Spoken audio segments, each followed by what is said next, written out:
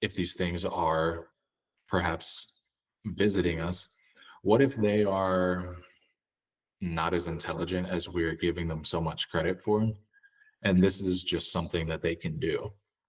An example that pops into my mind, take a chameleon, for example. They have incredible camouflage ability. They can blend into their environment. That's something that we as humans do not have the ability to do. But I don't think that that adaptation necessarily equates to intelligence. It's just a high level of adaptability that's probably come across as a result of millions of years of evolution. The same thing could be true for these aliens or whatever species this is that is potentially visiting our planet.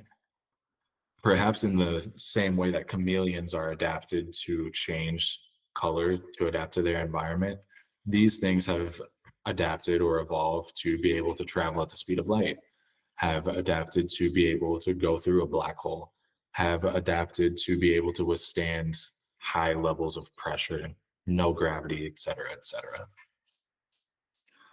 So they might not be as intelligent as we're giving them credit for, but that is not taking into account some of the videos and the footage that we have of these crafts that are moving and purportedly defying gravity in our understanding of propulsion. If that is the case, and these species or aliens, extraterrestrials, are visiting us, and that they are in fact more intelligent than us, are much more technologically advanced, and have higher levels of knowledge, that leads to a couple more questions. The first one being, will they kill us? I look at everything else in nature and see incredible levels of violence. For example, every level in the food chain deals with death, violence, one organism eating another. For example, there's a polar bear and a seal. There's a dog and a chicken. There's us and a pig.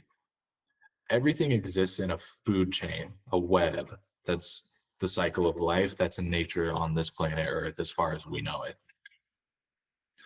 So I think one possibility could be that extraterrestrials are visiting this planet to either extract its resources or use us as prey. If that is the possibility and the reality that we're dealing with, then I think we're in for a load of trouble.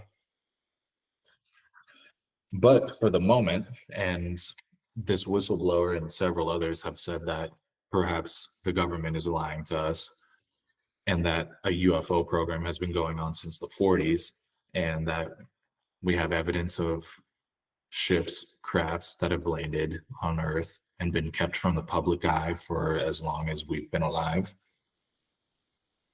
What these aliens are not doing says, yes, I want to stay in the call. What they're not doing says as much about them as what they are doing. They are remaining primarily out of sight. They are not waging war on us. They are, as far as we know, not jacking and killing humans left and right. So what does this mean? Does this mean that they have some sort of reverence for life, perhaps? They're trying to come here and teach us a lesson, give us technology, teach us how to better our planet and sustain our environment. If life in the universe is incredibly rare, would an advanced civilization, an advanced race, have some sort of reverence for life, appreciate it in the same way that we do, right? As humans, one of the most confusing but also amazing things that we do is protect species that could potentially kill us.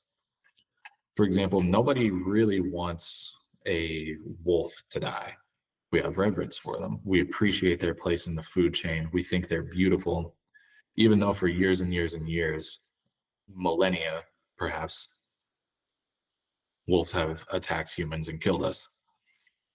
But we remove ourselves from the food chain and we understand the importance of preserving them of maintaining their beauty. Same thing goes for bears, same thing goes for mountain lions, for whales, whatever it is. We have these other animals that we coexist with, and we want them to survive. We want to see them thrive. We want their populations to increase, and we want them to stay around. We have reverence for them. We have respect for them. I think the same thing could be said for an extraterrestrial. If they are highly advanced, highly intelligent, know more about the nature of life and its origins in the universe than we do, I think perhaps they would want to protect the remaining pockets of life if it is incredibly rare.